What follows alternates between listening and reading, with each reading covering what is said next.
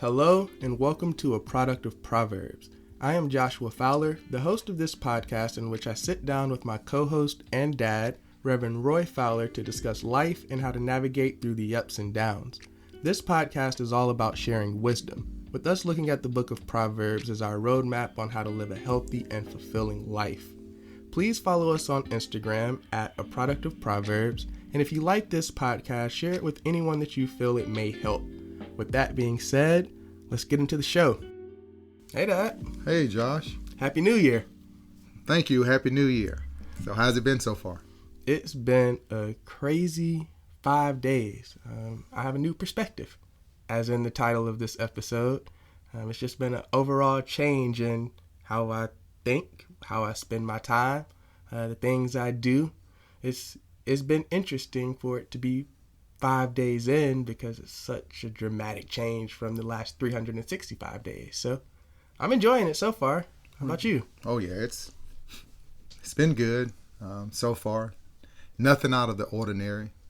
Yeah, I mean, 2020, that just sounds kind of crazy to say. It was a year of exposure. A lot of people, at least a lot of my peers, were exposed to life in this year. I don't know if it's just society. I don't know what it is, but something about the last couple years have just been pivotal. Could be our age. I mean, we're just in the age that we're coming into full adulthood. Yeah, and I don't know if you remember when I told you about preparation, how these years prepare you for the next 10 to 20 years. And I think you're feeling some of that now in your earlier years, the things that prepared you for what you are walking into now. And I think that's very important. And that's something we don't look at. We live in the now, but you really got to not get lost in the now because the later is coming. It's going to come. And it's better, as you said earlier, to be prepared than not prepared. So that's one of the things I always try to do. Get y'all to focus on the fact that, don't just play now, prepare now. Because what you do now affects 10 years from now, 20 years from now. And that can be good or bad. I'll never forget the saying you said, work hard now, play hard later. Or you play hard now and you work hard later. Yeah. I've seen it. I've seen my friends that we were working hard and the ones that were going to school and getting jobs and building their own businesses and kind of advancing through life. There were some other ones that was just playing around. Oh, yeah. They were just kind of partying and floating and doing it. And now the ones that made those sacrifices earlier, they get to play hard. Now we have freedom. We can do a lot of things. But the ones that kind of didn't use that time wisely, now it's a little more difficult for them on the back end. Yeah, if not a lot more difficult. Yeah. I mean, it just comes back to your perspective of where's your mind at? Is it in the now? Is it in the future? Is it in the past? It's interesting. It's actually not time for it yet, but you touched on that in your sermon today. Yeah, I was thinking about that while you were talking. The sermon did touch on that, and I think it's going to be vital and important to hear what the scripture said. I know this is a product of Proverbs, and the messages so far hadn't been in Proverbs, but the message I think is very important to living, and it's important life lessons that I try to give every time I give a message. I want it to be, it's always biblical, but I also want it to be practical. I don't know, how did you feel growing up having to hear things from a preacher's perspective, from a biblical perspective? I guess you didn't think it was cool back then, huh? I don't know. It's always been interesting to me and intriguing to me. I mean, I got a lot of Bible verses tattooed on me. So yes, you do. I always read the Bible. Even in college, Bible apps, I have my Bible with my name on it from a kid. It's on my bookshelf. I mean, the Bible has always been, but I also read. So I read a lot of other books so that I can take what I read in these books and these lessons. And it's not brand new news to me because I grew up with the pastor explaining these same things in a biblical context. So it just depends on it depends on your perspective of what you think a lot. It depends on your preconceived notions about the Bible. Depends on your preconceived notions about religion, about these things, on how you take that in, on how you interpret these messages. But to me, it's just the Bible is the ultimate book. Especially, I like to read autobiographies. That's one of my favorite things, is to read if celebrities, business people, media people, just to read and see what they went through, see where they started, because we see people where they're at. We don't know where they came from. Yeah. So to read and see kind of, they went through this and then they had this setback and they bounced back and they came here. So you understand they're on the big screen now, but they weren't always there. Even that's not new. I mean, there's autobiographies of biblical characters all throughout the Bible, telling the life of the story of their life. So I don't know. I enjoy the Bible. I enjoy the perspective that I was given growing up, and I understand that perspective may not be one that's shared. Well, it's got to be relevant, and because it is. I know the Bible is old, but it's still relevant, and it's new, and the principles still work. It's just, God knew what he was doing, and he did it. He did this. So, and I just hold to that, and if I tell people, if you can't take it off the page and put it in your life, then there's a disconnect, because it's got to work. It's got to fit. That's the way it's designed. And a lot of times we have a hard time doing that. It could be bias. It could be just a lack of understanding. Maybe not explain. People don't explain. Some people just don't understand. And I don't knock them for that. I think that's probably the biggest thing, to me, would be a lack of understanding, because wisdom and knowledge and gaining new information will always expand your perspective, your viewpoint. I mean, in growing up in church and conversations I've had with other people, other pastors' kids, other just churchgoers, other people that didn't get into church until later. The church at times, we don't get to ask questions. We get to hear something, and if we don't understand it as it was told to us, it's almost like it's on you to go figure out the rest. There isn't a lot of Q&A opportunities. There isn't a lot of, hey, I don't get that. Like in school, you can raise your hand and say, hey, teacher, I missed that, or I don't really understand that. Could you go over that again or explain it a different way? That doesn't happen at times, and that could discourage people. Yes, it could. I can see that being a problem. Even if you thought you could ask, a lot of times your questions were met with criticism. And that would force you not to want to ask questions, even though you don't understand. So then you form your own understanding rather than getting understanding. And I always I know you can't do that in the Sunday morning worship, but in the other teaching sessions of the church, I really encourage that, because I want people to get understanding. Yep, I think that's why it's important for those auxiliary services that happen. The Bible studies, the Sunday schools, the vacation Bible schools, those type of things are when you don't have that Sunday worship service and that sermon, but you do have almost like a classroom type environment, a group think, bounce ideas off of each other, and you gain understanding. I know a lot of people come into church, and a lot of people I've seen at least on social media, a lot of people have, if not found Christ, they are sharing Christ and showing Christ in their life as of late. I think it's just growing up. Also, I did purge off a lot of people. So if anybody wasn't on that energy, they not on my social media no more. So I don't know. That's interesting now that I think about it, because how do you influence or shape your perspective?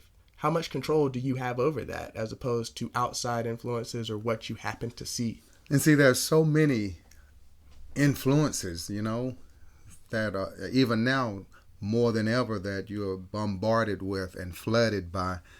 And it's so easy to get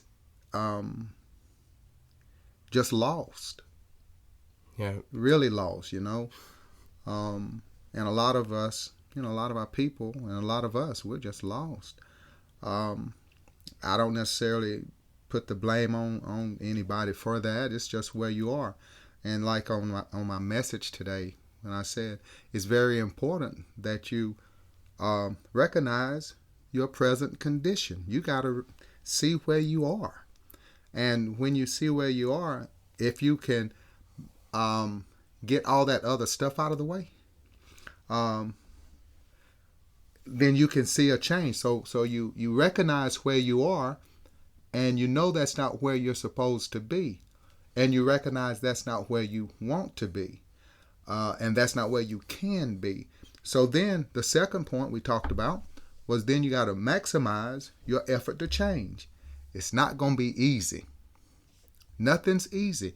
Nothing really in life is easy that's worth having anyway.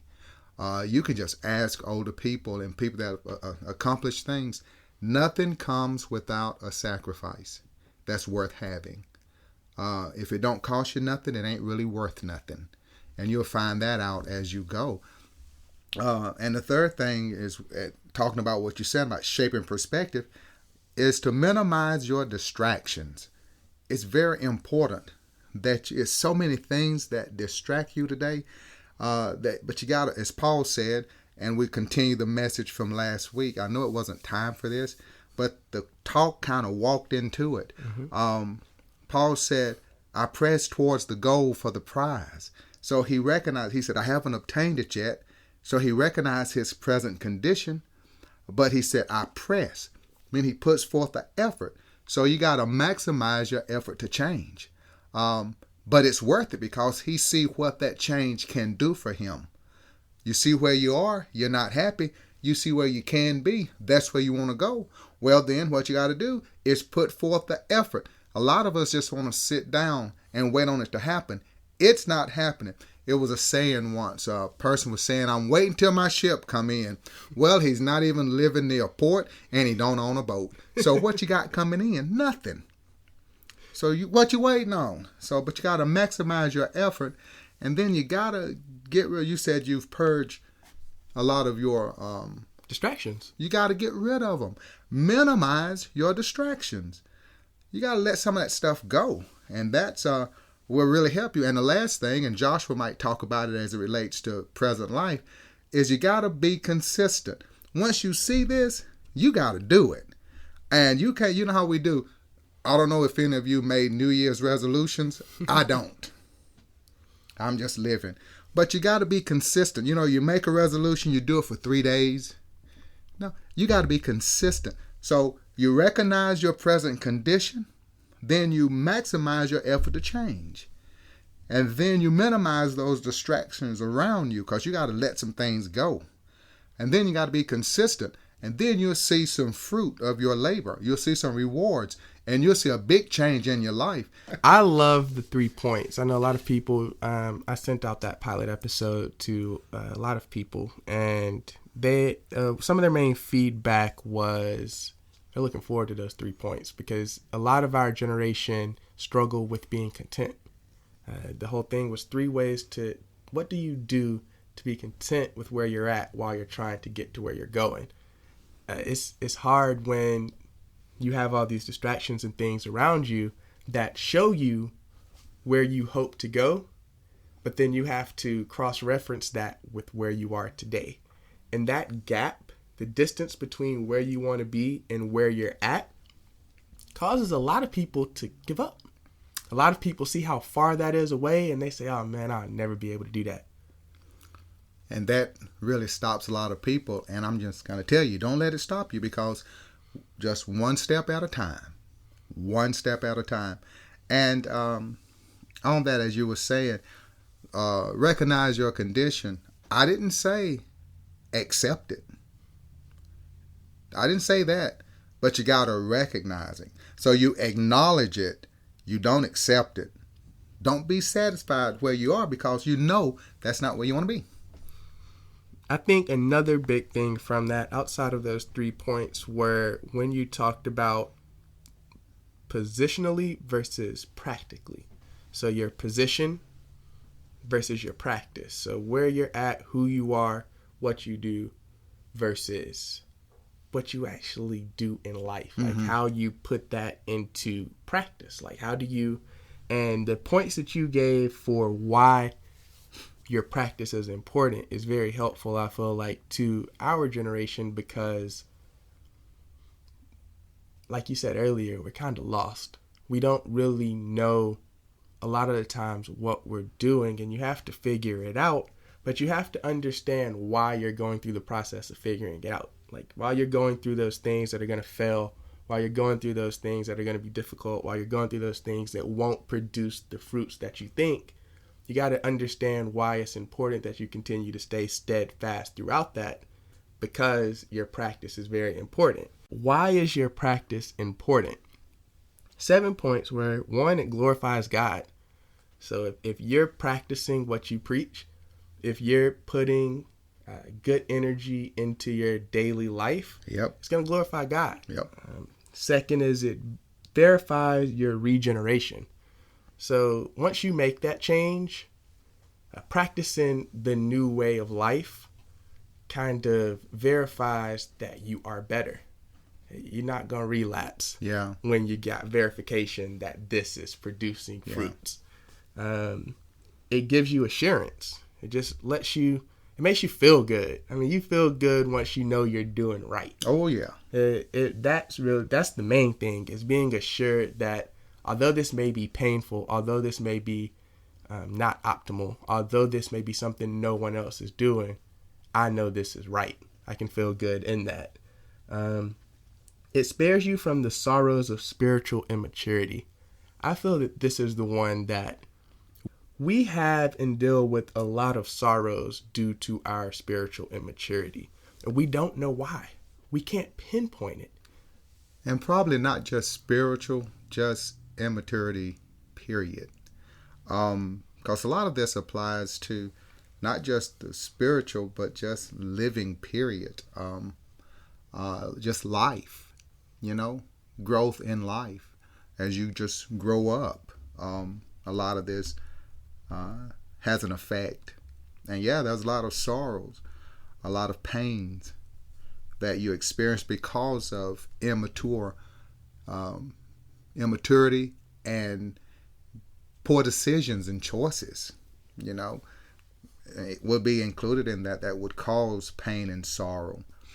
But as you put forth the effort to move forward and to grow and to press and to see where you want to go, and you put forth the maximum energy and effort in doing that, and you'll grow from that, and it'll keep you from a lot of things. It was 7 things, and to keep you above reproach would be 1, because your life would be consistent with you. I tell people all the time, what you say got to line up with what you show.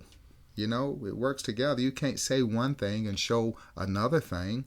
You got to be consistent in that. And that's why a lot of people, we turn a lot of people away from life and from listening, because what we say and what we show are 2 different things. For me, I think the main one and my favorite point was it produces joy in your life. You gave the example of joy isn't happiness. Happiness can be altered by external factors and circumstances, where joy is inside of you. What was that? I said it's not based on circumstances or situations. See, that's, if I come in and give you $100 bill, that'll make you happy, right? Yeah. If I come in and take $100 from you, that'll make you sad. Okay, so it's based on external. That's happiness. I think I said it was like thermometer measures temperature. That's happiness. But joy is like a thermostat. It sets the temperature. And it's not based on externals. It really changes the external. See? And that's what maturity will do. That's what pressing towards that mark will do. It'll produce joy in your life. So what'll happen, you'll set your own level of joy. You will set that instead of others setting it for you and circumstances setting it for you. And the final point before we tie it back together with the theme of Proverbs. But the final point was it strengthens your witness. In taking that out of the religious context, it increases your credibility. Yes. That's all it does. Is when you practice what you preach, you're credible. Your credibility. You're solid. I mean, you're a person of integrity. Exactly. And you walk in that. You're not lying. You're not a liar. Fake. You're not finessing. You're real. Real recognize real. Yeah, game. We say game recognizes game. A crook can see a crook. Easy call. A con knows a con, and real recognizes real. And you need to associate with real people. You do. Really, you got to do that. That's the difference, is who's around you and where they pushing you to. Yes. Because if they're pushing you to greatness and people around you are being great, if you're not going to be great, you can't be around them. Your body, your soul will not let you be around great people if you're not great. As much as you want to, you're going to always feel inferior because you're not on the same wavelength as those people. So you really have to be aware of your surroundings, be aware of your peers, be aware of your community, be aware of the things you give your time and attention to. Yeah. 'Cause that's what makes you. You can't have everybody in your inner circle. You can't do it. Don't worry about what people say about it or what they think about it. That's just the reality of it. Even Jesus with his 12 disciples, all of them didn't have the same place with him. He had 3 that were known as his inner circle, that went places with him, saw him do things, and did things with him that the other 9 didn't do. You can't have everybody in your inner circle. All comes back to perspective, and just to tie it back to A Product of Proverbs. I know we haven't talked anything about Proverbs yet, and I said I want to do at least one verse an episode. So I picked out for this perspective episode, I picked out Proverbs chapter 14, verse 12. And it says, "There is a way that appears to be right, but in the end, it leads to destruction." And that ties to your perspective, because you have to have the right perspective to understand that your actions will lead to your self-destruction. Yeah. If you don't have the right perspective, it may appear to be right, so you will go down that wrong path because it appears to be right. So you just got to make sure that your mind is right and that you understand the end goal. You're not looking at, as Paul said in your message, pressing on to the end prize, as opposed to the now.